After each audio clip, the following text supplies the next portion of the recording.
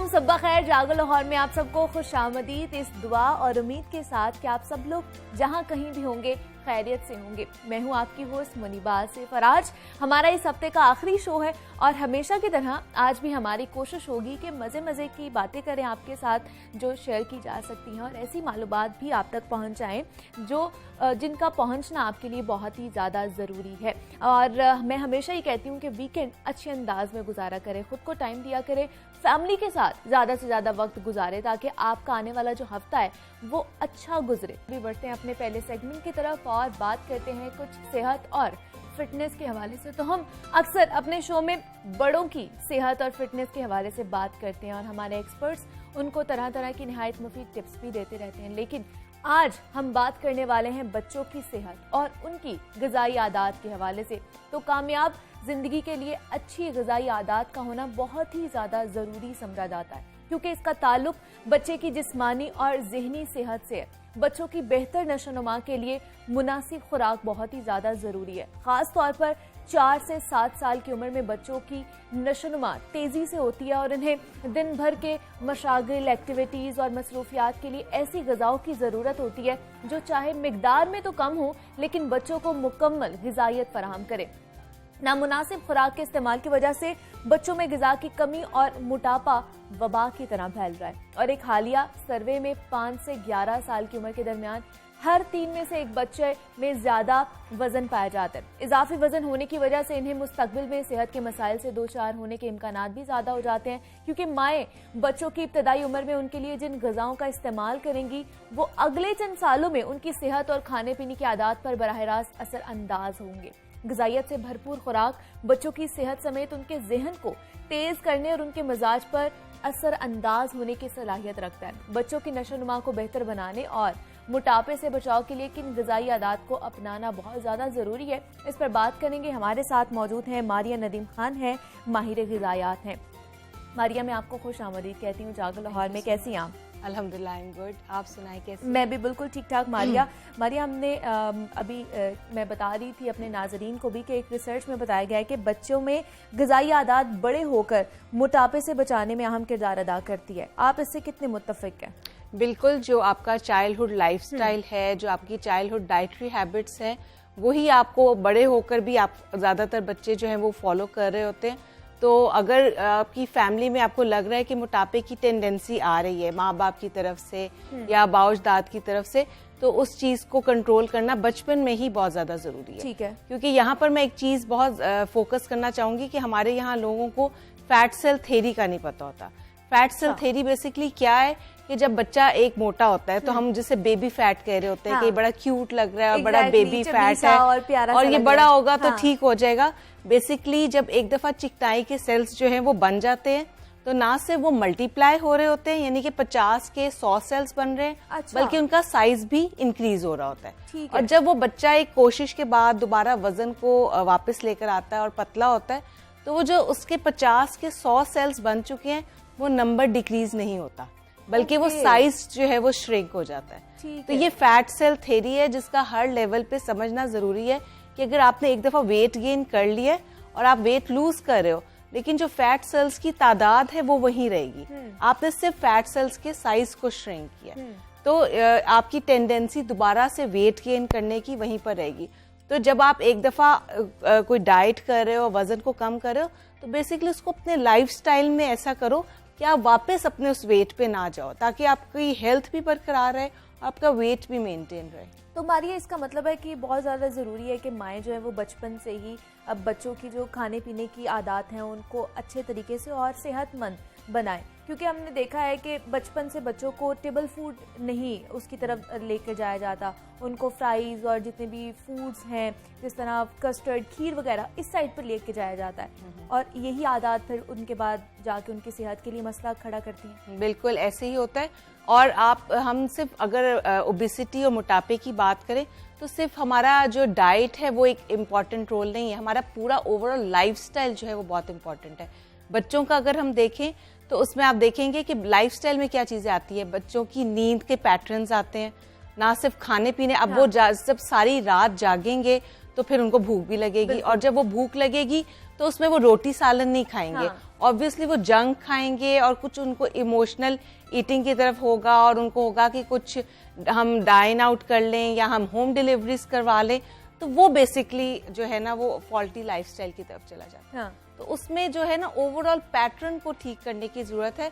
और आपने सही कहा कि माएँ जो है वो टेबल फूड की तरफ नहीं लेके जाती, और जितने भी हैंडी फूड्स होते हैं और जहाँ पर भी कन्वीनियंट फूड हो रहे हैं जिनमें आसानियाँ हैं ऑब्वियसली वो करती हैं। तो उसी में ही आप, जैसे आपने कस्टर्ड की बात की, तो कस्टर्ड को भी हम हेल्दी बना सकते हैं। उसी में हम फ्रूट्स वगैरह, नट्स वगैरह डाल के अगर बच्चों को शुरू से ही आदत डाल दें तो वो भी एक हमारा सिर्फ कस्टर्ड नहीं होगा बल्कि एक प्रॉपर मील जो है वो बन जाएगा। अच्छा, और मतलब लेकिन फिर भी ये शुगर कंटेंट इनमें ज्यादा होता है ना, जो बच्चों को एक दफा लग गई शुगर तो वो फिर हम पीछे नहीं हटा सकते बच्चों को, और वो बड़े होते तक उनको फिर वो चीज़ चाहिए होती है। और बच्चों को इस ज़्यादा बेहतर नहीं है कि बच्चों को इस साइड पर रागिब किया जाए कि उनको कच्ची सब्जियों की तरफ लेके जाया जाए और फल ज़्यादा से ज़्यादा उनको उनसे इंट्रोड्यूस करवाया जाए कि ये आपकी सेहत के लिए कितना अच्छा है, क्योंकि जो हमारे वालिदैन खा रहे होंगे मेरे ख्याल से हम उन्हीं को देख के वो अडॉप्ट कर रहे होते हैं। बिल्कुल ऐसे ही है, रोल मॉडल होते हैं पेरेंट्स जो हैं वो बच्चों के लिए।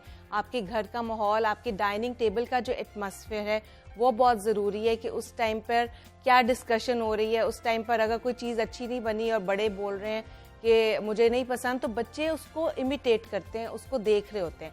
कोई अगर फादर कह रहा है मैं तो बचपन से ये चीज़ नहीं खाता, मैं तो बचपन से ये वाली सब्जी नहीं खाता, तो बच्चे जो इनडायरेक्टली सीख रहे होते हैं इस चीज़ को। तो पेरेंट्स को उनके सामने एक रोल मॉडल, एक बहुत अच्छा पोर्ट्रे करना होता है अपने आप को। प्लस ये कि सब्जियों और फलों की आदत बिल्कुल बचपन से ही पड़नी चाहिए।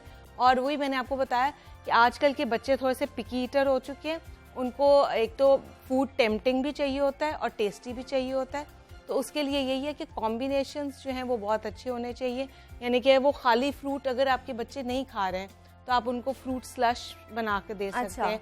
जैसे मैंने कस्टर्ड की बात की, तो कस्टर्ड में आप चीनी कम से कम डालें, उसमें फ्रूट्स जैसे कि बनानास ही डाल दोगे तो वो उनके लिए मीठा भी हो जाएगा। और वो उसके अंदर नट्स भी आप डाल सकते हैं, ग्रेप्स डाल सकते हैं, मैंगो डाल सकते हैं, तो वो एक कॉम्बिनेशन उनका बेस्ट हो जाएगा। फिर इसी तरह वेजिटेबल्स की अगर हम बात करें तो बहुत सारी हमारे पास ऐसी रेसिपीज होती हैं डिप्स की और सॉसेस की जिनमें रॉ वेजिटेबल्स हिडन फॉर्म में भी आ जाती हैं। पास्ता सॉस की भी बहुत सारी ऐसी रेसिपीज होती है, बच्चे पास्ता शौक से खाते हैं। exactly. तो उसमें कुछ वेजिटेबल्स जो है वो रॉ फॉर्म में ब्लेंड हो जाती हैं, जो बच्चों को पता भी नहीं चलता कि हम कैप्सिकम भी खा रहे हैं, उस सॉस में पड़ी हुई है। तो ये चीजें हैं कि कभी कभी जो बच्चे आपके नहीं पसंद कर रहे तो आप उनको हिडन फॉर्म में भी अपनी रेसिपीज में डालकर दे सकते हैं।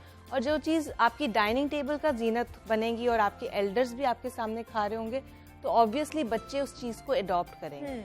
उनको पता होगा कि हमारा डाइटरी लाइफस्टाइल है, सैलड्स जो है वो हमारी डाइनिंग टेबल पे हमेशा होते हैं, हम सब खाते हैं। तो वो जरूर एक दिन जो है वो जरूर ट्राई करें। लेकिन मारिया, जरूरी होना चाहिए कि घर पर ही बनी हुई चीजें खानी चाहिए, बिल्कुल बाहर से नहीं आए। हाँ, होममेड फूड्स को हमेशा से इनकरेज किया जाता है। और वंस इन अ वाइल जो है ऑब्वियसली आप कुछ ना कुछ ले सकते हो बाहर से, लेकिन उसमें भी कॉम्बिनेशन जो है बहुत अच्छा होना चाहिए। यानी कि फॉर एग्जाम्पल अगर बच्चा बर्गर ही खा रहा है तो अकेला बर्गर उसका मसला नहीं करेगा, उसका जो कॉम्बिनेशन फ्राइज और कोल्ड ड्रिंक के साथ हो रहा है वो कॉम्बिनेशन बहुत ज्यादा अनहेल्दी हो जाएगा। तो इस कॉम्बिनेशन को देखने की जरूरत है कि एटलीस्ट एक चीज अगर हमारे बच्चे बाहर से खा रहे हैं तो बाकी जो है अनहेल्दी स्टफ है उसको थोड़ा सा हम रोक दें। उसका कॉम्बिनेशन जो है, जैसे बर्गर में भी आप ढेर सारे वेजिटेबल्स डाल के बच्चों को दे सकते हैं। बहुत सारे बच्चे क्यूकम्बर्स पसंद करते हैं, टोमेटोज, ऑनियंस पसंद करते हैं, तो उसमें भी आप वेजिटेबल्स के साथ उसको कॉम्बिनेशन बना के दे सकते हैं।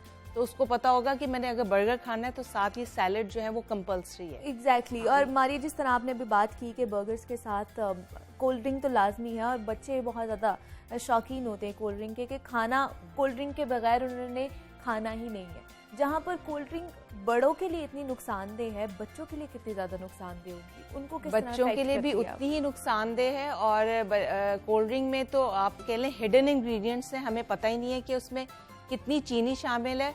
उसमें आज मैं आप लोगों के प्लेटफॉर्म से यही उनको बताऊंगी कि आप लोग ऐसा करें कि 1 से 1.5 गिलास पानी लें और उसमें जो है ना आप 6-7 चम्मच चीनी घोलना शुरू करें, तो कितनी ज्यादा जो है वो चीनी हो जाएगी, वो आपसे वैसे पानी नहीं पिया जाएगा। लेकिन कोल्ड ड्रिंक की फॉर्म में जो है वो हम पानी उतना पी लेते हैं। तो बच्चों के लिए भी एक एक्सेसिव अमाउंट ऑफ शुगर है, और जब भी कोई चीज एक्सेसिव अमाउंट में जाती है तो हमारे ऑर्गन्स को एक्स्ट्रा काम करना पड़ता है, स्पेशली हमारी किडनीज और लिवर को।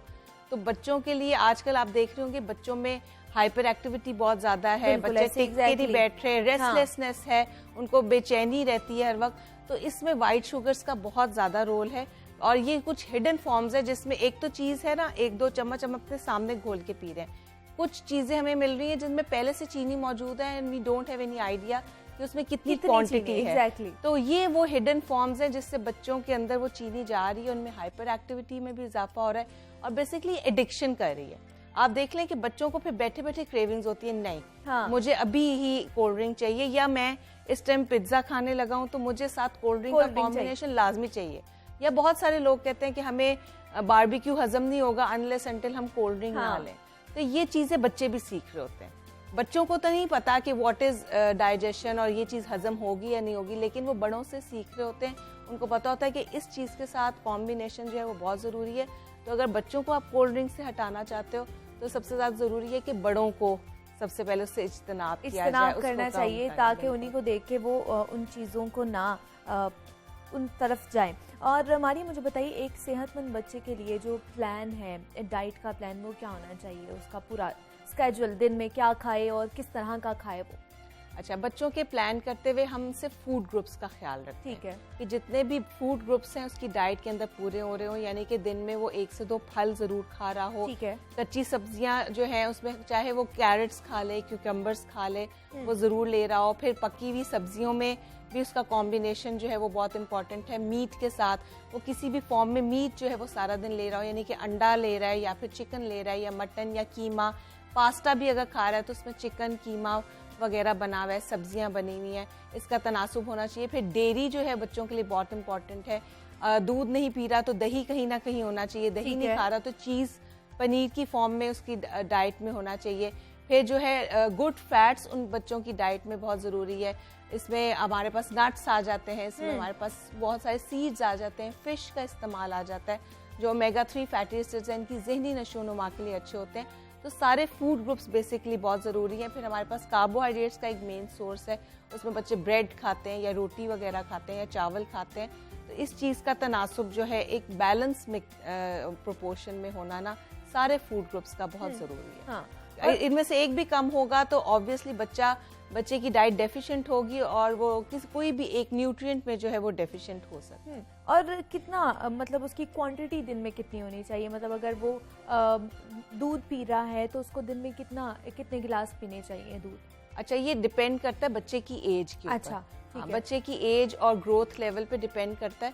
यानी कि एक आप कह लें कि एक 5 साल का अगर बच्चा है तो उसके 2 ग्लास जो दूध है वो एनफ है, क्योंकि अगर इससे ज्यादा हम दूध देंगे तो फिर वो सॉलिड्स नहीं खाएगा, उसका दूध से ही पेट भर जाएगा। तो 2 ग्लास दूध जो है वो उसका सुबह और शाम में जो है ना एनफ है। और अगर वो 1 ग्लास दूध पी रहा है तो आप बाकी जो मिकदार है वो डेयरी प्रोडक्ट्स यानी कि दही और पनीर से भी पूरी कर सकते हैं। तो मारिया, आपको क्या लगता है, आप क्या सजेस्ट करेंगे, कौन सी उम्र से बच्चों को सॉलिड्स पर लगा देना चाहिए?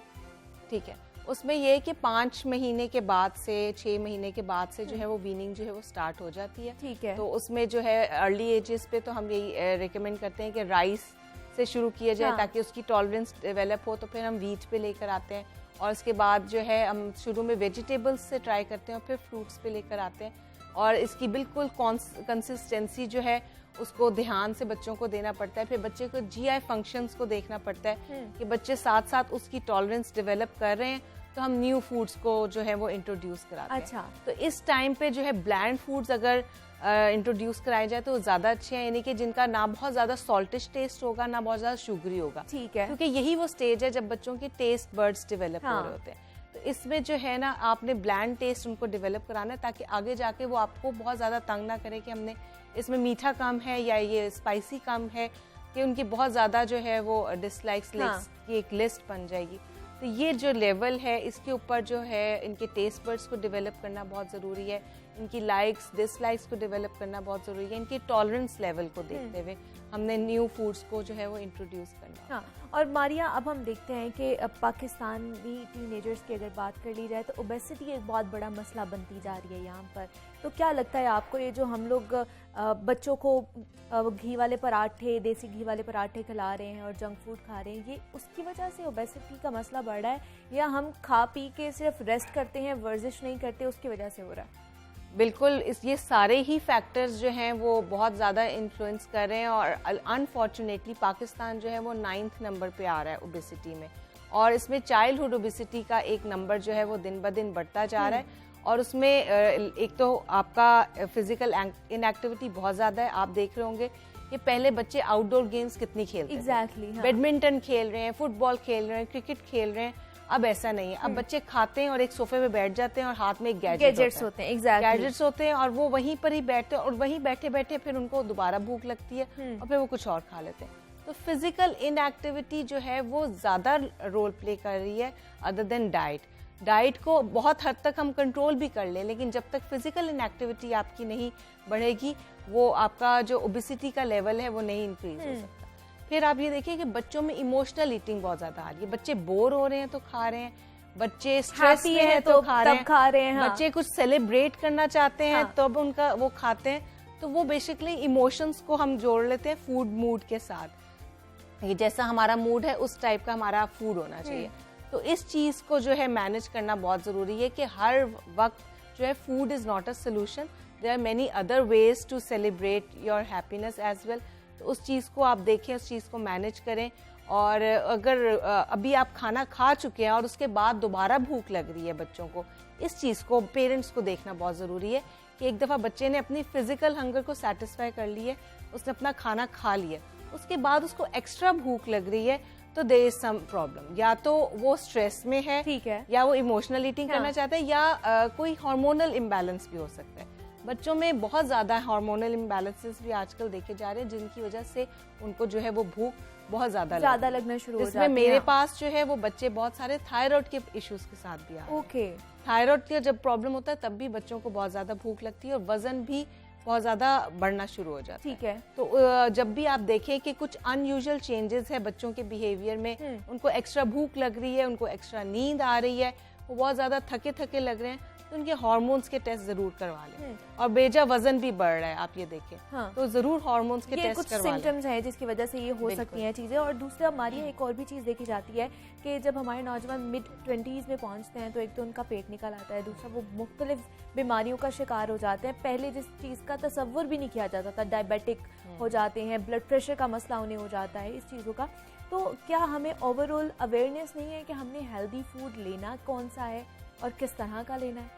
बिल्कुल अवेयरनेस अगर है भी, तो वो अवेयरनेस नहीं है कि हमने अपने ऊपर किस तरह उसको इम्प्लीमेंट करना है। हमने अपने लाइफस्टाइल को सिर्फ ये देखें, अब एक अवेयरनेस किस चीज़ की नहीं कि व्हाट इज़ हेल्दी फूड की नहीं, हेल्दी लाइफस्टाइल की क्या है। हेल्दी लाइफस्टाइल में क्या आता है कि आपने सुबह जल्दी उठना है, आपने रात को टाइम से सोना है, एक कुदरत का निज़ाम है, हाँ। ठीक है, उस कुदरत के निज़ाम के साथ अगेंस्ट चल रहे हैं। जब उसके अगेंस्ट चलेंगे, जैसे कि अगर जिस टाइम हमारा सोने का टाइम है, अगर उस टाइम हम जाग रहे हैं तो बॉडी में कुछ ऐसे चेंजेस रोनुमा होने होते हैं, कुछ हार्मोन्स बनने होते हैं जो आपके जागने की वजह से नहीं बनते। तो वो चीजें आपकी जो है आपकी बॉडी का निजाम भी उलट हो जाता है। तो डाइटरी लाइफस्टाइल जो है वो चेंज करना बहुत जरूरी है, आपका स्लीप पैटर्न्स को चेंज करना बहुत जरूरी है। फिर आप देखें, जो आपने बात की कि पेट निकल रहा है, बेली फैट का मसला जो है वो बहुत ज्यादा आ रहा है, क्योंकि हमारी डाइट के अंदर फैट्स और शुगर्स बहुत ज्यादा है। और वही बात है कि उस तरह नौजवान नस्ल की वो फिजिकल एक्टिविटी नहीं है, हाँ। बहुत कम पार्क्स में आप देखोगे कि लोग जॉगिंग कर रहे हैं और वॉक कर रहे हैं, और लोगों के पास यही बहाना होता है कि हमारा टाइम स्केड्यूल इतना टाइट है कि हमें वॉक का टाइम नहीं मिलता। तो मैं हमेशा उनको कहती हूँ कि आपके घर में टेरेस है, आपके घर में सेहन है, छत है, कॉरिडोर है, आप बस नियत करें, हाँ। आप नियत करें, अपने आप को उठाएं और थोड़ा सा वॉक कर लें। यानी कि थोड़ा सा मूवमेंट जो है वो आपके लिए बहुत ज़रूरी है। खाकर बैठे रहना, क्योंकि ज़्यादातर लोगों की डेस्क जॉब होती है, वो टेबल पे बैठे रहते हैं। नौजवान नस्ल जैसे ही अपने प्रोफेशंस में जाते हैं ज़्यादातर डेस्क जॉब। बिल्कुल, एग्जैक्टली। वो जो बैठना है ना, बेसिकली सिटिंग को कहते हैं कि इट्स अ सेकंड स्मोकिंग कि आपकी वो बेसिकली किल कर रहा है आपको, जितना ज्यादा बैठ मतलब वही आपने अगर जितना खाना है उतनी अगर आप एक्सरसाइज कर लेंगे तो आपके लिए कुछ भी नामुमकिन नहीं होगा, या आपकी जो ईटरी हैबिट्स हैं वो भी ठीक हो जाएंगी। मारिया नदीम खान हमारे साथ मौजूद थी, माहिर ग़िज़ायात है मायरा। बहुत शुक्रिया मारिया कि आपने हमें वक्त दिया और आप यहाँ पर आई हैं। और आपसे भी ये दरख्वास्त है कि जनाब आप जो बचपन में अपने बच्चों को खिलाना शुरू करते हैं वही बड़े होते तक उनकी आदत बन जाती हैं, तो उन्हीं आदत को कंट्रोल करें और अच्छा सेहतमंद जो ग़िज़ा है उन्हें वो खिलाइए। लेकिन यहाँ पर हम लोगों ने एक छोटी सी ब्रेक लेनी है, आपने कहीं नहीं जाना, हमारे साथ ही रहना है, मज़ीद भी आपसे बात करेंगे, लेकिन यहाँ वक्त एक छोटी सी ब्रेक का, इस ब्रेक के बाद।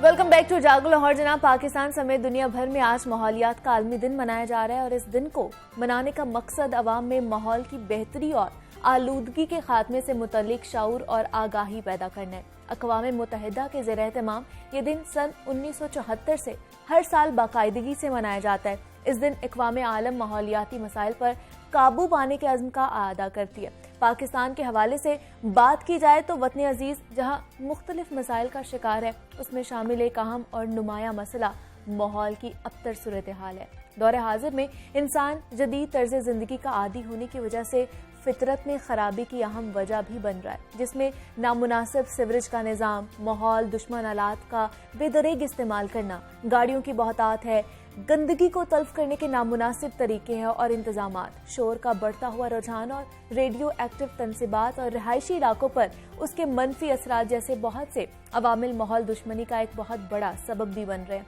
वज़ीर आज़म पाकिस्तान इमरान खान शुरू दिन से ही माहौलियाती तब्दीलियों और मुस्तकबिल में इनके असरात पर जोर देते हमें दिखाई दे रहे हैं और इस हवाले से कई अहम इक़दामात भी उठाए जा रहे हैं। माहौलियाती तब्दीलियों और इनके मुज़र असरात से बचने के लिए क्या क्या इक़दामात किए जाने चाहिए, इस पर बात करेंगे। हमारे साथ मौजूद हैं चेयरमैन है PHA यासिर गिलानी साहब। Sir, welcome to the show. Sir, कैसे हैं आप? थैंक यू वेरी मच, अल्हम्दुलिल्लाह। सर, आज वर्ल्ड एनवायरनमेंट डे मनाया जा रहा है और इस हवाले से जो है हुकूमत वो बिलियन ट्री मंसूबा उनके लिए बहुत ही अहमियत का हामिल है, जिसको जो है वो PHA कवर कर रहा है। तो अभी तक PHA इसमें क्या क्या किरदार अदा कर चुका है, क्या क्या काम कर चुका है इसमें? जी बहुत शुक्रिया जी। बिलियन ट्री सलामी तो पूरे मुल्क के लिए, PHA लाहौर जो है वो लाहौर के तक है, तो मैं उसका बताता हूँ। लेकिन उससे पहले आपने भी बात की कि ये 1974 से हर साल मनाया जा रहा है और इसमें हर मुल्क को एक साल के लिए मेज़बानी दी जाती है कि वो मुल्क उसकी मेज़बानी करेगा। तो मैं आपको बताऊं कि इस साल मेज़बानी पाकिस्तान को मिली है अल्हम्दुलिल्लाह। 2021 को पाकिस्तान आज के दिन होस्ट करने जा रहा है, ये आलमी माहौलियात का जो दिन है वो। लेकिन इसकी इम्पोर्टेंस किस लिए बेहतर है, मैं एक जर्मन वॉच रिपोर्ट है जो कि 20 सालों पे मुहित है, 1999 से लेके 2018 तक जर्मन वॉच ने पब्लिशर्स ने जो अपनी रिपोर्ट पब्लिश की है, तो वहाँ पे जो दुनिया के वो ममालिक जो सबसे ज़्यादा मुतासर हो रहे थे, जो सबसे ज़्यादा शिकार थे एनवायरनमेंट का, पाकिस्तान वहाँ पे 5वें नंबर पे था। अच्छा। ग्लोबल क्लाइमेट रिस्क इंडेक्स पे पाकिस्तान 5th स्पॉट पे था। ठीक है। तो पिछले 20 सालों में पूरी दुनिया में जो इसके अंदर तकरीबन जो मेंबर्स भी हैं वो 150 के करीब हैं, तो पूरी दुनिया से पाकिस्तान 5वें नंबर पे था जो सबसे ज्यादा मुतासिर है। थैंक्स गॉड की कैसी, जैसे आपने इंट्रो में कहा कि लीडरशिप आई, प्राइम मिनिस्टर साहब ने डे 1 से कहा, KP में शुरू किया, बिलियन ट्री सलामी मनसूबा 2014 से जब हमारी गवर्नमेंट आई वहाँ पे शुरू किया, और जो आज उसको हमें मेज़बानी मिली है इसमें उन्होंने ये बताया है कि KP में जो मनसूबा शुरू किया वो, और उसके बाद फिर जो 10 बिलियन ट्री सलामी है जो पूरे पाकिस्तान में शुरू किया इसकी वजह से। और इसमें बहुत सारी चीज़ें हैं, इसके अंदर जो इसका बेसिक थीम है वो अवेयरनेस है और एक्शन है। बिल्कुल। तो एक्शन के एतबार से पाकिस्तान ने बड़ा काम किया। मैं लाहौर की आपने बात की, तो लाहौर में आपको बताऊं कि लाहौर में हमारे पास बहुत कम प्लांटेशन हो रही थी। न्यू प्लांटेशन बहुत कम थी। हाँ। जो एग्जिस्टिंग ग्रीन कवर था वो भी कम हो गया था, आधा आबादी बढ़ गई थी, लेकिन नई प्लांटेशन बहुत कम हो रही थी। हमने उसकी बेसब किया, उसे 20 गुना ज्यादा बढ़ाया। 25,000 सालाना से हम तकरीबन उसको 5 लाख पे ले गए। तो 20 टाइम्स हमने प्लांटेशन को इंक्रीज किया। फिर क्योंकि हमें जरूरत थी कि ऐसा तरीका हो दरख्त तेजी से बड़े हो जाए, तो अर्बन फॉरेस्टेशन हमने की। प्राइम मिनिस्टर साहब खुद तशरीफ लाए, इसके सीरियसनेस देखें कि उन्होंने खुद वहाँ पे जिलानी पार्क में इफ्तिताह किया। वज़ीर-ए-आला पंजाब उस्मान बुज़दार साहब ने शादमान में इफ्तिताह किया, अमीन असलम साहब हैं उन्होंने जल्लो में गए हमारे साथ, तो सारी की सारी लीडरशिप इसके ऊपर फोकस थी और हमने लाहौर में 51 मियावाकी ट्रीज लगाए हैं।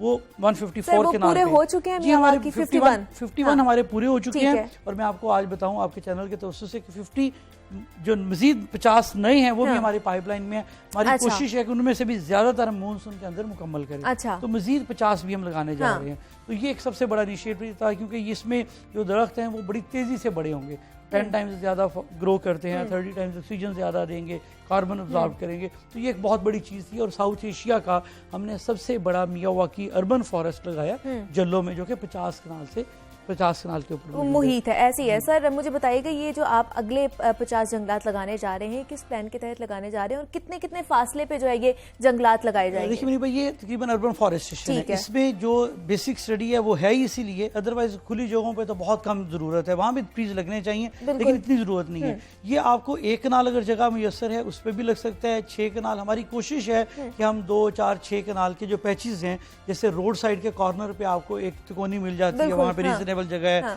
वहाँ पे बजाय इसके कि वो वैसे ही आप पेवर्स लगा दें, तो उसकी बजाय उधर के 700-800 अगर आप 1000 दरख्त लगा दें, ट्रीज और बड़े हों, तो इर्द गिर्द क्योंकि वहाँ पे एनवायरनमेंट भी ज़्यादा है, पोल्यूशन ज़्यादा है, उसको वो बैलेंस करेंगे। क्योंकि सबसे इंपॉर्टेंट चीज़ है आपका इको बैलेंस होना। तो ये हम कोशिश करें अक्रॉस द सिटी, जहाँ जहाँ भी हमें गवर्नमेंट की अवेलेबल स्पेसेस मिल रही हैं, और वहाँ पे हमारी कोशिश ये है कि हमारे कंट्रोल्ड एरियाज हों। Controlled areas in the sense कि PHA का वहाँ पे एडमिनिस्ट्रेड हो, यानी PHA का माली है, पानी है और फेंस है, ताकि उनकी देखभाल मेंटेन कर सकें। तो ये पहले 50 तो हमने 100% उन एरियाज में लगाए जहाँ PHA का कंट्रोल था। अगला प्लान भी हमारा यही है कि हम PHA के कंट्रोल्ड एरियाज में लगाएं। दूसरी चीज़ हमने इसमें बड़ी अहम की और इसमें आपका रोल बहुत ज़्यादा था, टेक अ ट्री। ठीक है, हमने टेक अ ट्री कैंपेन की, क्योंकि देखिए वर्ल्ड एनवायरनमेंट डे जो है वो 2 चीजों पे फोकस करता है। एक तो ये कि लोगों को एहसास हो, अवेयरनेस हो, दूसरा उसके ऊपर एक्शन है। मैं खुद भी जब से चेयरमैन PHA बना, मेरी फॉर्मल एजुकेशन सिविल इंजीनियरिंग की है, लेकिन जब मैं इसके ऊपर आके फोकस किया, पता चला, देखा, तो मेरा अपना अवेयरनेस का लेवल इंक्रीज किया। और मैं खास तौर पे क्रेडिट दूंगा और आपका शुक्रिया अदा करूंगा लाहौर न्यूज़ का, दुनिया मीडिया ग्रुप का, कि आपने लाहौर शहर में हमारे साथ जहाँ कहीं भी हमने कैंपेन किया है, आप हमारे साथ रहे हैं। इससे क्या होता है, आज भी देखें प्राइम टाइम में हम बैठे बात कर रहे हैं, हमारे सुनने वाले लाखों लोग हैं, उन तक ये बात जा रही है कि ये बड़ी इंपॉर्टेंट चीज़ है। इसी एनवायरनमेंट के अंदर सांस हमने लेना है, और अगर सांस हम सही अच्छा सांस लेंगे, अच्छी ऑक्सीजन लेंगे, पोल्यूशन फ्री सांस लेंगे, तो हमारा बॉडी सेहतमंद होगी, जहन सेहतमंद होगा, खिलाड़ी से लेके इंजीनियर, डॉक्टर एक अच्छा बनेगा। बिल्कुल ऐसे हम अच्छी जिंदगी बसर कर सकेंगे, अच्छी जिंदगी बसर करेंगे। एक और जो है, अगर यहाँ पे एक और चीज़ आज मैं कहना चाहूँगा कि देखिए, हम में से हर किसी को बिहेव करना है। बिल्कुल, मुझे, आपको, देखने वालों को, हम में से कोई लिटरिंग हम कर देते हैं, हम कोई और चीज़ें कर देते हैं। और सबसे खतरनाक ये है, कई जगहों पे ऐसा होता है, कोई आग लगा देते हैं, कूड़े को लगा देते हैं, या फिर मैंने 1-2 जगहों पे देखा है कि कुछ फैक्ट्रियों वाले हैं, अच्छा खासा पैसा कमा रहे, इंडस्ट्रियल साइड, छोटी छोटी फैक्ट्रीज वो बनी हुई हैं या बड़ी भी हैं, तो वो बाहर या साइड पे वो अपना जो वेस्ट है उसको आग लगा रहे होते हैं। फॉर एग्जाम्पल, मैंने एक दिन एक से पूछा, मैंने कहा ये क्यों लगा रहे हैं? कहते हैं जी ये प्लास्टिक जल जाएगा तो अंदर से कॉपर है, वो मुलाजमों ने बाहर रख के आग लगा दी। अच्छा, कॉपर यूज कर लेंगे। तो उनको नहीं अंदाजा कि वो जो माहौल खराब हो रहा है, और शायद वो कैंसर का सबब, वो वहाँ पे ज्यादा करीबी लोग हैं, उनको ज्यादा इफेक्ट कैंसर का सबब भी बन सकता है। तो ये सारी की सारी चीजें हैं, हमें इस पे मोहतात होना है। अवेयरनेस, जो टेक अ ट्री कैंपेन थी मैं बात कर रहा था, अवेयरनेस इसमें हमें आपका साथ हासिल रहा कि लोगों को पता चले। और दूसरा, जब हमने एक सैपलिंग दी, लोग ले गए, तो जाहिर है उन्होंने जाके लगाया भी है, exactly। तो उनके प्रैक्टिकल पार्टिसिपेशन भी होगी। तो जो वर्ल्ड इकोनॉमिक एनवायरनमेंट डे का जो एक्चुअल थीम था, वो भी हमने टेक अ ट्री की शक्ल में बड़ा कामयाबी से किया।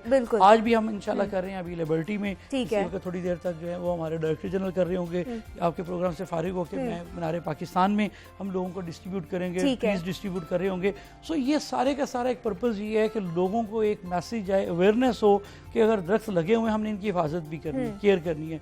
तो ये बड़ा इंपॉर्टेंट है, और मैं आपको मुबारकबाद देता हूँ, आप हमेशा हमारे साथ रहे हैं, तो आपने हमें बड़ा सपोर्ट। बिल्कुल सर, आगे भी हम आप लोगों के साथ ही रहेंगे और लोगों तक तमाम तर जो अवेयरनेस है वो भी पहुंचाते रहेंगे। सर, हमें बताइए जो मियावाकी जंगलात लग रहे हैं, इनमें कौन कौन से दरख्त शामिल है, किन टाइप के दरख्त जो है? उनकी स्टडीज भी ये कहती है कि ये जिस मर्जी मुल्क में लगे, उस मुल्क के जो वहाँ के लोकल ट्रीज हैं, इनको हम देसी दरख्त बोलते हैं, या इनको हम कहते हैं कि वहाँ पे इंडिजिनस ट्रीज हैं, जो उस मुल्क के मुकामी दरख्त हैं वो लगने चाहिए। लेकिन इसमें 3 लेयर्स बना दी जाती हैं, क्योंकि ये निस्बतन बहुत करीब करीब लगते हैं। एक कनाल में 1100 या 1000 जब लगना है, एक तो सनलाइट होनी चाहिए, और नीचे मैंने पहले भी बताया था एक दफ़ा कि 3 फीट हम नीचे खुदाई करके सॉइल रिप्लेस करते हैं। ठीक है। एक आम दरख्त जब लगता है ना नॉर्मल सॉइल पे, तो वो पूरे एरिया से जड़ें उसकी पानी या अपनी खुराक वहाँ से जड़ों से मिलती है, वो खींचती है। हम इसका 3 फुट का पीस ऑफ केक जैसे निकालते हैं बाहर, मट्टी सारी बाहर निकाली, इसके अंदर हम जो दरख्त को जो खुराक चाहिए होती है वो रेडीमेड हम इसको डाल देते हैं। अच्छा। गन्ने का जो है वो बगास उसे हम कहते हैं, फोक है, चावलों का जो छिलका है वो है,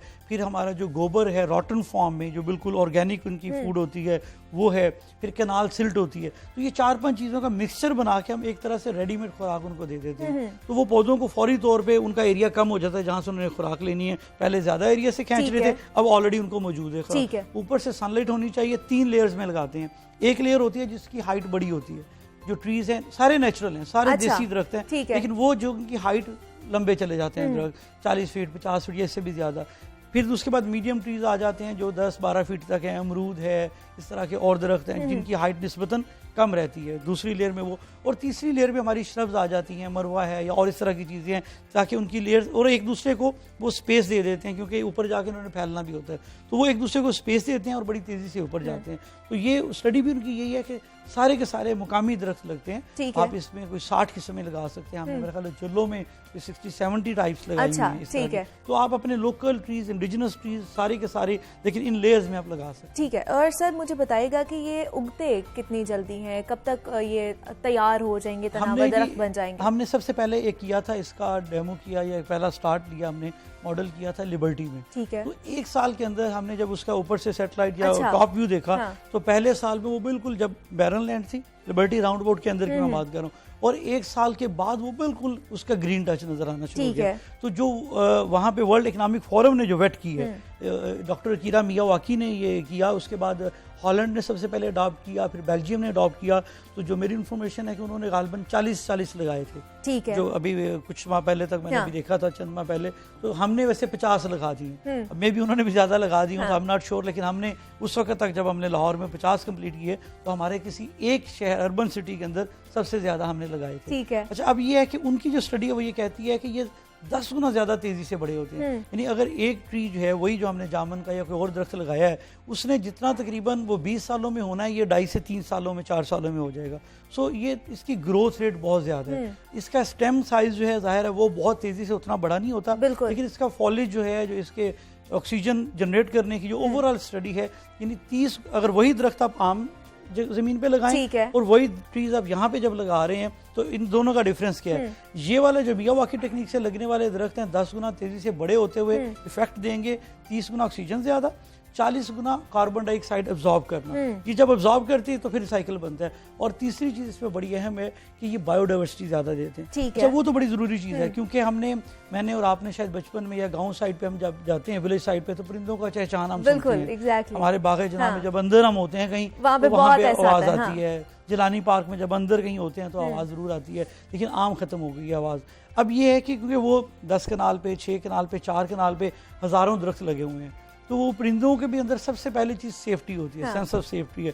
तो वो जब उसके अंदर वाला एक ऐसा एनवायरनमेंट बन जाता है कि वहाँ पे बायोडाइवर्सिटी 100 टाइम्स ज़्यादा होगी। परिंदे अपने घोंसले बनाएंगे, अपने अशरात वहाँ पे आएंगे, तो वो अपना आपको सेफर महसूस करते हुए, क्योंकि सारी तरफ वो दरख्त हैं और इंसानों का उस तरह से वहाँ पे मारदार नहीं होगी, तो वो निस्बतन वो बेहतर नजर बिल्कुल बायोडाइवर्सिटी भी इसमें। ये तो हमने बात कर ली कि क्या क्या इकदाम उठाए जा रहे हैं। और मेवाकी जंगलात के हवाले से सर हमने देखा लाहौर में 3 मेगा प्रोजेक्ट्स भी बनने जा रहे हैं, जिसमें गुलाब देवी अंडरपास है, शेरावाला फ्लाईओवर है और शाहकाम फ्लाईओवर है। तो इन प्रोजेक्ट्स के लिए दरख्त कितने काटे जा रहे हैं? मेरे पास एग्जैक्ट तो प्लान नहीं है, लेकिन मेरा ख्याल हमने यही कोशिश की थी कि मैक्सिमम जितनी ज़्यादा कोशिश की जाए कि ट्रीज कम से कम काटे जाएं। ठीक है, हम अवॉइड करें कि, क्योंकि आपको पता है हमारी गवर्नमेंट ने तो शुरू से ये किया था कि ट्रीज़ की जो है वो कटिंग को हमने बैन भी किया।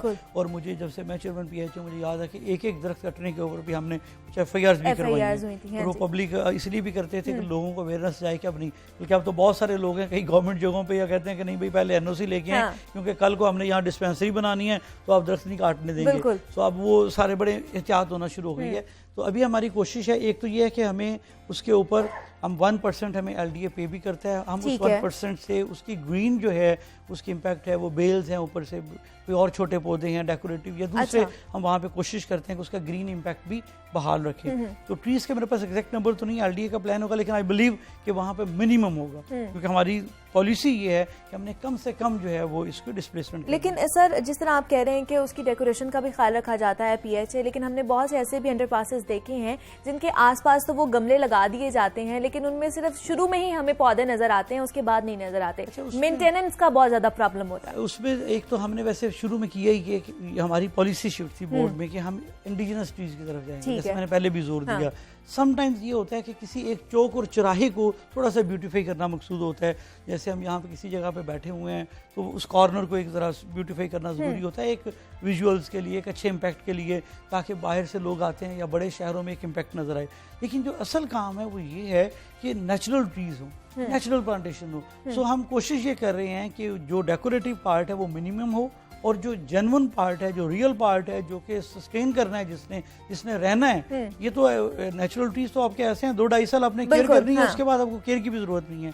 वो खुद से, अल्लाह ताला ने एक ऐसा सिस्टम बनाया हुआ है कि वो खुद से ही सेल्फ सस्टेनेबल हो जाते हैं, जड़ें पकड़ लेते हैं, मजबूत हो जाती हैं, अपनी खुराक खुद ही जमीन से लेते हैं। सो ये एक चीज़ है कि हम कोशिश ये कर रहे हैं कि हमारा टोटल फोकस है, पॉलिसी शिफ्ट बाकायदा तौर पर हमारे बोर्ड के इजलास में हमने ये पास की है कि हम इंडिजिनस ट्रीज की तरफ जाएंगे। लेकिन आल तो फिर भी आपको पता है चौक और चौराहों में ये भी एक बड़े शहरों का एक हुस्न होता है कि आपने कुछ ना कुछ ऐसा काम करना होता है। बिल्कुल ऐसे ही। और सर हमने देखा है कोरोना के बाद पार्क्स भी खुल गए हैं और लोगों की, सर बताइएगा कितनी बड़ी तादाद वहाँ पर आ रही है, और क्या आप थोड़ा उनका रवैया चेंज हुआ सफाई सुथराई के हवाले से? अभी तो बहुत कम तादाद है, लेकिन ये अभी तो यही लग रहा है कि लोग थोड़े से सेंसिटाइज हुए हैं। अच्छा। क्योंकि अभी देखें पिछले कुछ अरसे में जब से कोविड आया था तो पूरी दुनिया का जो वर्ल्ड एनवायरनमेंट इंडेक्स है तो वो ये कहते हैं कि लगता था कि नेचर वापस आ गई है। हम लोग हमारा एक्सपीरियंस ऐसा है, कुछ जगहों पे घास ही कभी नहीं हो सकी थी, हमने 3-4 दफा घास लगाया, ग्रीन बेल्ट है दरमियान में, इतनी रशी रोड्स थी, वो लोग ऊपर से क्रॉस कर जाते थे, नहीं होती थी। लेकिन कोविड के डेज पे वहाँ पे हो गया, क्योंकि वो लॉकडाउन था, पाबंदियाँ थी, लोग घरों में रहे,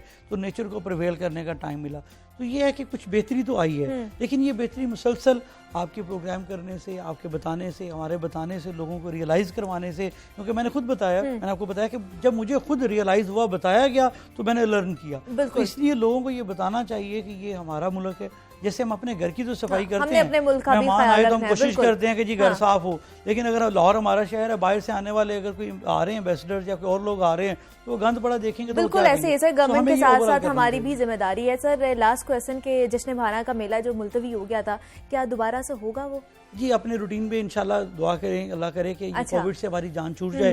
तो हमने पिछले साल जब कोविड किया तो दरमियान में हमें कट करना पड़ा। बिल्कुल। हालांकि वो मेला हमारा इस लेवल पे चला गया था कि बहुत दूर से शहरों से लोग आना शुरू हो गए थे। तो इंशाल्लाह अगर कोविड कंट्रोल में रहा तो इंशाल्लाह बड़े अच्छे तरीके से करेंगे। सर बहुत शुक्रिया आपका कि आप यहाँ पर आए हैं। यासिर गिलानी साहब हमारे साथ मौजूद थे, चेयरमैन है PHA के, और आज वर्ल्ड एनवायरनमेंट डे मनाया जा रहा है और उस हवाले से हम बात कर रहे थे कि किस तरह अपने एनवायरनमेंट को आप साफ सुथरा बना सकते हैं। हुकूमत की तो जिम्मेदारी है, हमारी भी जिम्मेदारी बनती है, और आज इस दिन के मुनासिबत से हम लोग एक वादा लेते हैं कि आप भी अपने माहौल को साफ सुथरा बनाएंगे और हम भी अपने माहौल को साफ सुथरा बनाने की कोशिश करेंगे। आगे बढ़ते हैं जनाब, कुछ बात कर लेते हैं टेक्नोलॉजी के हवाले से। तो आपको पता है कि टेक्नोलॉजी की बदौलत दुनिया अब सुकड़ कर एक गांव जितनी बन गई है। उसकी एक मिसाल हमें यूरोप के 2 शहरों में दिखाई दे रही है, जहां पोर्टल नामी एक मंसूबा शुरू किया गया है जिसमें 2 मुख्तलिफ ममालिक के लोग किसी भी वक्त एक दूसरे को देख सकते हैं। ये दिलचस्प प्रोजेक्ट लिथुआनिया और पोलैंड के अवामी मकाम पर एक बहुत बड़ा आईने नुमा डिस्प्ले की सूरत में लगाया गया है, जिसमें आला मयार के कैमरे भी नस्ब किए गए हैं और उसे सड़क पर की जाने वाली डिजिटल मीटिंग भी कहा जा सकता है, जिसमें दोनों शहरों के लोग एक दूसरे को देख सकते हैं और हाथ मिलाकर अपनी खुशी का इजहार भी कर सकते हैं। तो ये मेरे ख्याल से बड़ा ही अच्छा टेक्नोलॉजी का इस्तेमाल किया गया है कि आप दूर रहकर भी अपने एक दूसरे के साथ रह सकते हैं, और इस तरह का प्रोजेक्ट ये किया गया है पोलैंड में और लिथुआनिया में। ये 2 शहर है जिनको अब मना लिया गया है, एक ही बना लिया गया है। तो आगे भी हमने आपसे बात करनी है, लेकिन यह वक्त तो एक छोटी सी ब्रेक का, मिलते हैं इस ब्रेक के बाद।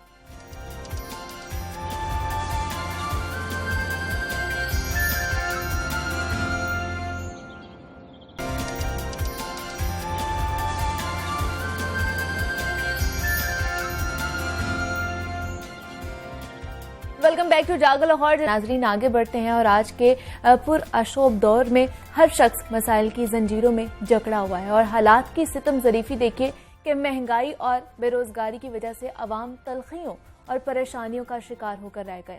खास तौर पर नौजवान अदम तहफ़्फ़ुज़ का शिकार है और ऐसे में काबिल तहसीन है वो लोग जो लोगों के दुख दर्द समेटने और उनमें आसानियां बांटने के लिए अमली तौर पर सरगर्म रहते हैं। आज हम आपकी मुलाकात खिदमत हल्क से सरशार ऐसी दो खवातीन से करवाने जा रहे हैं जो आज के दौर में भी मुस्तहिक और मदद के तलबगार लोगों और खिदमत हल्क में हम वक्त पेश पेश रहती हैं। वो थर पार कर जाकर सहरा हो या कश्मीर के बुलंद पहाड़ हो, थैलेसीमिया से लड़ते नन्हे मासूम बच्चे हों या झुग्गियों और पसमानदा इलाकों में रहने वाले गुरबा, ये दोनों लड़कियां हर जगह मुस्तहिक लोगों को मदद के लिए पहुंच जाती हैं और गरीब बच्चों के लिए फ्री स्कूल चलाने के साथ साथ मुख्तलिफ कम्युनिटी प्रोग्राम्स भी चला रही हैं। ये सब कैसे मुमकिन हो पा रहा है, ये उन्हीं की ज़बानी जान लेते हैं। हमारे साथ मौजूद हैं माइदा गफूर कयानी है और उनके साथ मौजूद हैं नूर फातिमा कुरैशी जो समाजी कारकुन भी हैं।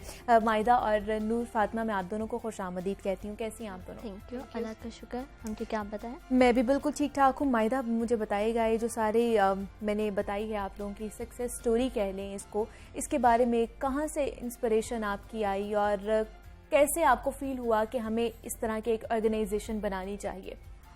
बचपन में चलते हैं। जब मैं 5 क्लास में थी, मैंने अब्दुल सत्तार ईथी का चैप्टर पढ़ा था जिससे मैं काफ़ी ज़्यादा इंस्पायर्ड हो गई थी। वो पॉइंट था जब मुझे लगा कि मुझे सोशल वर्क करना है। ठीक है। ऑब्वियसली मेजॉरिटी लोगों के लिए जो उनकी इंस्पायरेशन होती है वो अब्दुल सत्तार ईथी होते हैं, लेकिन काफ़ी लोगों की डिफरेंट इंस्पायरेशन होती हैं। लाइक मुझे अब काफ़ी ज़्यादा मेरे से लोग इंस्पायर्ड होकर सोशल वर्क कर रहे हैं। सो मैं अब्दुल सत्तार ईथी से इंस्पायर्ड हुई।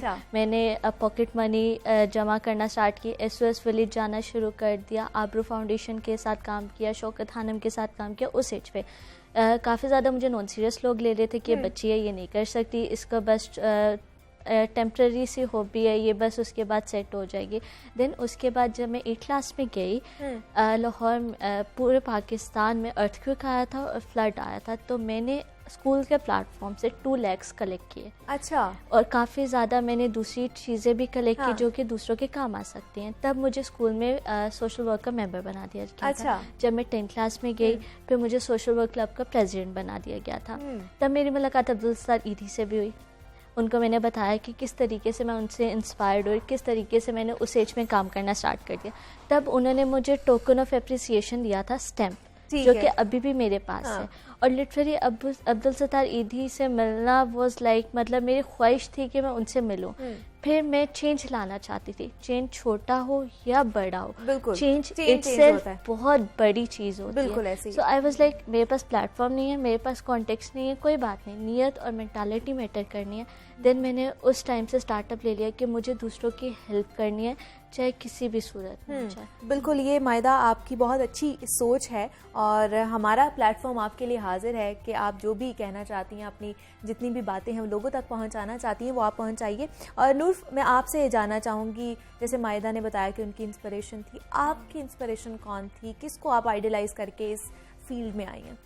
लाइक माइदा सेट कि अब्दुल सत्तार ईथी नो डाउट हम सब के लिए बहुत बड़ी इंस्पिरेशन है, लेकिन if I would say for my self, मेरी इंस्पिरेशन मेरे घर से ही शुरू हुई। अच्छा। मेरी दादो बचपन से ही बच्चों को फ्री कुरान की एजुकेशन प्रोवाइड करती थी। ठीक है। और ज़्यादातर बच्चे जो उनके पास आते थे वो वही बच्चे थे जो कि ये चीज़ अफोर्ड नहीं कर सकते थे। और ना सिर्फ वो उनको कुरान की एजुकेशन प्रोवाइड करती थी, बल्कि वो उनको बेसिक एजुकेशन भी देती थी, जैसे daily life mathematics, English, Urdu. और इसके साथ साथ उनकी नेसेसिटीज़ का भी ख्याल रखती थी, उनके खाने पीने का, उनके कपड़े का और उनकी चीज़ों का। और यहीं से मेरी इंस्पिरेशन शुरू हुई उनको देख के, और ये चीज़ अभी भी मेरे घर में है। मेरी मदर भी इस तरह सबके साथ ऐसे ही करती हैं। तो आपने कब से सोशल वर्क करना स्टार्ट किया था? मेरा बेसिकली लास्ट ईयर ही स्टार्ट हुआ जब freeschool.pk का प्लेटफॉर्म मैंने देखा सोशल मीडिया के थ्रू। ये पेज मैंने देखा freeschool.pk, ये प्रोवाइड कर रहे थे अपॉर्चुनिटीज़ वॉलंटियर्स को। तो मैंने मिस तैयबा अमजद खान को कांटेक्ट किया कि ma'am if I could be any help to you, so she said कि yes absolutely you can come. तो जब मैं उनके पास गई तो उन्होंने मुझे अपने साथ लेके गई, अपने साथ डिफरेंट ऑर्फनेजेस और ओल्ड एज होम्स में लेके गई। फिर उसके बाद जब freeschool.pk का सेटअप हमने करना था, ये चीज़ें जो थी हम लोग सिर्फ वक्ती तौर पर कर रहे थे। फिर जब ये freeschool.pk का हमारे पास आइडिया आया तो मैंने उनके साथ since then I am working with her. आप काम कर रही हैं। मुझे माहिदा आप बताइएगा, freeschool.pk ये आइडिया किसका था और क्यों आपको ये बनाना पड़ा, क्या वजह थी? जैसे नूर ने बताया कि हम लोग ऑल ओवर द लाहौर ना old age house orphanage house visit कर रहे थे। हम वहाँ पे जाने से पहले उनसे पूछते थे कि आपको किस चीज़ की ज़रूरत है। कुछ ऑर्फनेज हाउस कहते थे कि हमें हमारे बच्चों के लिए कपड़े चाहिए, जूते चाहिए, तो हम लोग वो उनको प्रोवाइड कर देते थे।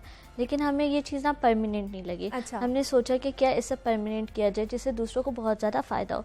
सो ऑन मेन साइड हम 3 फीमेल्स काम कर रही हैं, लेकिन जो बैक एंड पे हमें फाइनेंशियली सपोर्ट कर रहे हैं mister Adeel and mister Imran, जो कि आउट ऑफ कंट्री में होते हैं। जैसे कि आप लोग जस्ट प्लान आउट करें कि क्या आप काम कर सकते हैं, फाइनेंशियली हम सपोर्ट करेंगे। देन दिसंबर के स्टार्टिंग डेज में हम लोगों ने सारे स्लम्स एरियाज में विजिट करना स्टार्ट कर दिया। हम लोकेशन देख रहे थे। लास्ट दिसंबर की बात लास्ट दिसंबर, ठीक है।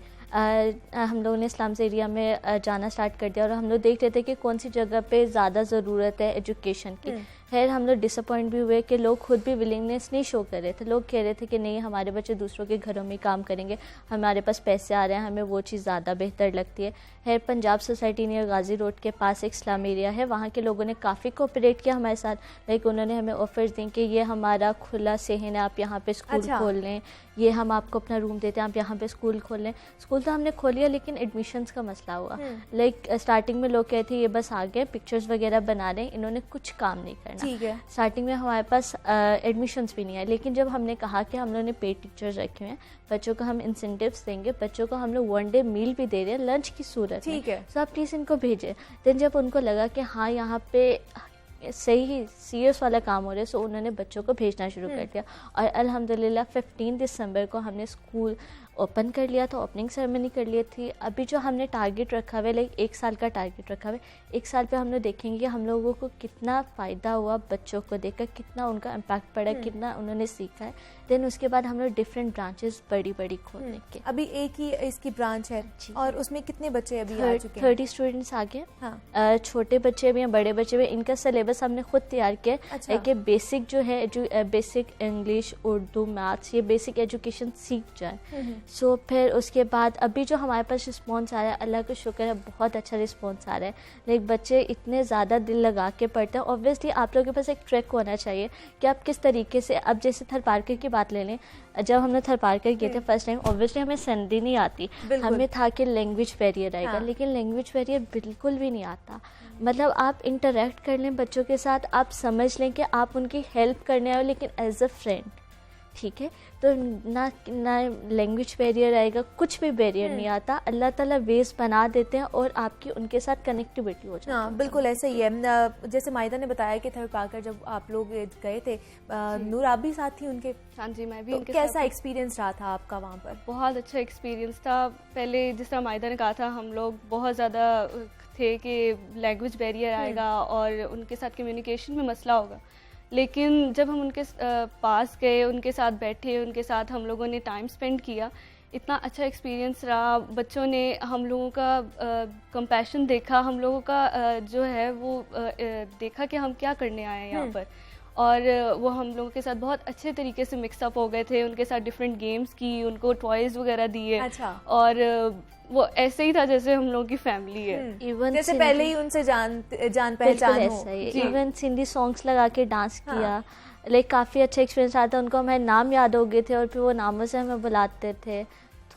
ये सारे सीन हैं। माहिदा, हमने सुना है कि आप लोगों ने वहाँ पे ट्यूबवेल्स भी लगवाए हैं जहाँ पर पानी की किल्लत थी, तो वो आइडिया कहाँ से आया? जब हम लोग फर्स्ट टाइम थर पार्कर गए थे, हम लोगों ने सिर्फ और सिर्फ फूड डिस्ट्रीब्यूशन की थी, बच्चों के साथ एक्टिविटीज़ की थी, और इसके अलावा हमें ये सस्टेनेबल नहीं लगा था। हमें लगा था कि यूँ तो ज़्यादा लोगों को फ़ायदा नहीं होगा। जब हम लोग थर पार्कर से वापस आ गए, फिर हमने देखा कि थर पार्कर में किस चीज़ की ज़्यादा ज़रूरत है, तो ऑब्वियसली वहाँ पे पानी का सबसे ज़्यादा मसला था। अब अगर हम लोग वहाँ पे लोकल लोग ढूंढते, उन्होंने हमारी काफ़ी ज़्यादा हेल्प आउट कर दी थी। जी बाजी यहाँ पे ट्यूबवेल्स लगा दें, हम आपकी इस चीज़ में हेल्प आउट कर देंगे। लेकिन वी वर लाइक कि हम लोग कैसे उन पे ट्रस्ट करना है। देन हमने आर्मी से कांटेक्ट किया। अच्छा। आर्मी को ऑन बोर्ड लेकर आए, आर्मी ताकि चेक एंड बैलेंस भी रखे, अगर कोई चीज़ ख़राब भी हो जाती है तो एटलीस्ट वो हमें अपडेट्स दे सकती है। सो हम लोगों ने देखा कि हम लोगों ने कितनी जगह पे ट्यूबवेल्स लगाने, 15 डिफरेंट एरियाज़ में, डिफरेंट विलेजेस में हमने ट्यूबवेल्स लगाए। अच्छा। अब उन्होंने, जो वहाँ के लोकल लोग थे, वो उन्होंने हमें बताया कि यहाँ पे जो भी ट्यूबवेल्स लगाने ऑर्गेनाइजेशंस आती है ना, वो पिक्चर्स लेती हैं और चली जाती है, उसके बाद यहाँ पे पानी भी नहीं आता। अच्छा। और अल्लाह का शुक्र है, जब हम लोगों ने 15 ट्यूबवेल्स लगाए और हमने चेक किया तो 14 ट्यूबवेल्स में से मीठा पानी आया। अच्छा। और हमारे लिए ये था कि सुबह सुबह हम लोग निकले, हमने सारे ट्यूबवेल्स को पर्सनली विजिट करना था, पानी आ रहा है नहीं आ रहा, सारा काम सही से हुआ या फिर नहीं हुआ। सो आर्मी वाले जो थे वो कहते कि आप लोग नहीं जा सकते 3 फीमेल्स ना, लाइक आप लोग ना 2 ट्यूबवेल्स विजिट करके वापस आ जाएंगे, रास्ते ऐसे आप लोग इसे जाया नहीं जाएगा। 3 फीमेल्स ये सारा काम कर रही हैं। एग्जैक्टली। मेन बॉडी पे हम 3 फीमेल्स ही काम कर रहे हैं और हर जगह हम 3 फीमेल्स ही जाते हैं। अच्छा। लाइक कुछ काम मैं कर लेती हूँ, कुछ काम नूर कर लेते, कुछ काम मिस तैयबा अमजद है, she is the senior citizen, उनकी डिग्री सोशल वर्क में। अच्छा। सो मतलब वो हमें काफ़ी ज़्यादा ना, उन्होंने हमें एक तरह का प्लेटफॉर्म दिया हुआ है कि जाएं, आगे बढ़ें, आगे काम करें। लाइक सीनियर सिटीजन अभी क्या होता है, घर बैठते हैं, कोई काम नहीं करते और किसी को मौका नहीं देते, या वो कहते हैं ऑन बोर्ड ऑन फेस हम लोग के सामने आ जाएं। सो फिर हम लोगों ने फिर एक दिन में पूरे 15 विलेजेस को विजिट किया। ठीक है। Then this was something sustainable, this was something long lasting ना। देन वहाँ पर एक गाँव जल गया था, उनके घर वगैरह काफ़ी बुरे तरीके से जल गए थे, तो हमने 30 फैमिलीज़ को पर फैमिली 20,000 रुपीज़ इन कैश दिया था। फिर उसके बाद हमने मेडिकल कैंप लगाया, वहाँ पर देखा कि मेडिकल कैंप में उनको किस चीज़ की ज़रूरत है। सो ये हम लोगों ने 3 मेजर प्रोजेक्ट्स किए थे। तो मायदा, बीइंग अ गर्ल बहुत सारे चैलेंजेस भी फेस करने पड़े होंगे इस सारे सफ़र में, क्या क्या थे वो challenges? Exactly, being a girl, being a female बहुत ज़्यादा चैलेंजेस फेस करने पड़ते हैं। फैमिली कहती है लड़की हो, तुम बाहर निकलोगी, लड़कों के साथ काम करोगी, क्योंकि सोशल वर्क ऐसी फील्ड है जब आप बाहर जाते हो ना, आपको पता नहीं चलता कि आपकी वापसी कब है। बिल्कुल ऐसे ही है। आपको नहीं पता चलता कितना टाइम बाहर लगेगा। अगर वो कम्युनिटी प्रोजेक्ट्स हों, अगर वो कोई और प्रोजेक्ट हो, तो सबसे पहले जो मुझे अपनी फैमिली को कन्विंस करना था कि देखें अब मैं इस फील्ड में आ चुकी हूँ, मुझे इस फील्ड को काम करते हुए सेटिस्फेक्शन बहुत ज़्यादा होती है। इवन अब मेरी फैमिली स्टार्टिंग में नहीं मानती थी, लेकिन मैंने उनको कन्विंस किया, मैंने उनको मनवाया, अब वो प्राउड फील करते हैं। लिटरली उनको बहुत खुशी होती है कि जब मैं ब्लड अरेंज करवाती हूँ और अगर किसी के घर बेटी पैदा होती है तो उसका नाम मायदा रख देते हैं। अच्छा। और उनको बहुत खुशी होती है, मुझे भी बहुत खुशी होती है कि जब मैं मतलब लोग मुझे आके कह रहे होते हैं कि हम अपनी बेटी की तरबियत आपकी तरह करेंगे, हम अपने बच्चों को आपकी तरह का सोशल वर्क सिखाएंगे, तो ऑब्वियसली एक तरह से मैं लोगों के लिए इंस्पायरेशन ही हूँ, तो मुझे काफ़ी अच्छा लगता है। नूर, आपके लिए क्या क्या चैलेंजेस थे जो आपको फेस करने पड़े इस फील्ड में आने के बाद? सबसे बड़ा चैलेंज जो मैंने लास्ट ईयर फेस किया, क्योंकि लास्ट ईयर ही मेरी जर्नी स्टार्ट हुई है एज अ वॉलंटियर और एज अ सोशल वर्कर, तो सबसे बड़ा चैलेंज ये कोविड-19। बिल्कुल ऐसे ही है। यही सबसे बड़ा चैलेंज था और अभी तक ये हम लोग फेस कर रहे हैं। तो लेकिन मैं बहुत ज़्यादा शुक्रगुजार हूँ मिस तैयबा अमजद खान की कि उन्होंने एक प्लेटफॉर्म हमें प्रोवाइड किया कि हम लोग आके अपने आइडियाज़ शेयर करें और अपनी कम्युनिटी के साथ इंटरेक्ट करें, और उनके साथ इंटरेक्ट करके हम लोग एज अ यूथ अपना इम्पैक्ट डालें इस नेशन में और चेंज लाएं। क्योंकि चेंज, अगर हम लोग एक बंदा चेंज लाता है तो इतना ज़्यादा फील नहीं होता, लेकिन अगर जिस बंदे के लिए चेंज लाता है उसके लिए पूरी दुनिया ही चेंज हो जाती है। बिल्कुल ऐसे ही है। मायदा, मुझे बताइएगा लोग आपसे किस तरह कांटेक्ट करते हैं, मतलब जिन्होंने कंट्रीब्यूट अंदर करना हो या वॉलंटियर करना हो? अगर freeschool.pk का देखा जाए ना, सो अभी तक हमने इसको रजिस्टर नहीं करवाया। अच्छा। सो हमारे जो डोनेशंस जितने भी आते हैं वो विद इन फैमिलीज आते हैं, फ्रेंड्स आते हैं। सो हम लोगों ने जितने भी कम्युनिटी प्रोजेक्ट्स करने होते हैं वो हम लोगों को फैमिली और फ्रेंड्स मेंबर्स वगैरह सपोर्ट कर देते, कंट्रीब्यूट कर देते। ऑन द अदर हैंड, अगर मेरे पास कोई पर्सनल डोनेशन केस आ जाता है, सो मैंने अपनी एक कॉन्टेक्ट लिस्ट बनाई हुई है जिसके अंदर मेरे पास ब्लड डोनर्स भी हैं, जिसमें से लोग कह देते हैं कि हम लोग डोनेशंस भी देने जाते हैं। जैसे रमज़ान आ गया, काफ़ी लोग ज़कात वगैरह देते हैं। सो मतलब अब हमारा ट्रस्ट इतना ज़्यादा बढ़ गया है कि लोग अब हमें ऑटोमेटिकली खुद ही कांटेक्ट करने लग जाते हैं। अब जब हमने थरपारकर जाना था, ऑब्वियसली 15 ट्यूबवेल्स लगाना बहुत बड़ा हमारे पास बजट था। डोनेशंस कलेक्ट करना, हमने डोनेशंस कॉल की और फ्रेंड्स और फैमिलीज वर लाइक एक हम लोग कर देते हैं स्पॉन्सर्ड, एक हम लोग कर देते हैं। तो इस तरीके से हो गया। लेकिन डोनेशन में सबसे ज़्यादा जो होता है मस्तैबा का होता है कि वो काफ़ी ज़्यादा डोनेशंस उनकी साइड से आ जाती हैं और कुछ भी हमारी साइड से आ जाती हैं। ठीक है जी, मायदा और नूर फातिमा आप दोनों ही बहुत अच्छा काम कर रही हैं, हमारी बेस्ट विशेस आपके साथ हैं और हम चाहेंगे कि आप इस काम को आगे भी लेकर चलें। बहुत शुक्रिया आप दोनों का कि आप यहाँ पर आई हैं और आपने अपने NGO के बारे में जो काम कर रहे हैं उसके बारे में बताया। और मेरी आप लोगों से भी ये दरख्वास्त है कि अगर आप लोग भी चाहते हैं कि आपकी जो डोनेशन है या आपका जो पैसा है वो मुस्तहिकीन तक पहुँचे तो आप इनसे कॉन्टैक्ट कर सकते हैं। और मुझे आपने इजाज़त देनी है, दोबारा आपसे मुलाकात होगी अगले हफ्ते मंडे तक। आपने अपना बहुत सारा ख्याल रखना है, मैं भी अपना ख्याल रखूंगी। जाते जाते आपने कलाम सुनना है अलन फ़कीर का। मुझे आपने इजाज़त देनी है। अल्लाह हाफ़िज़।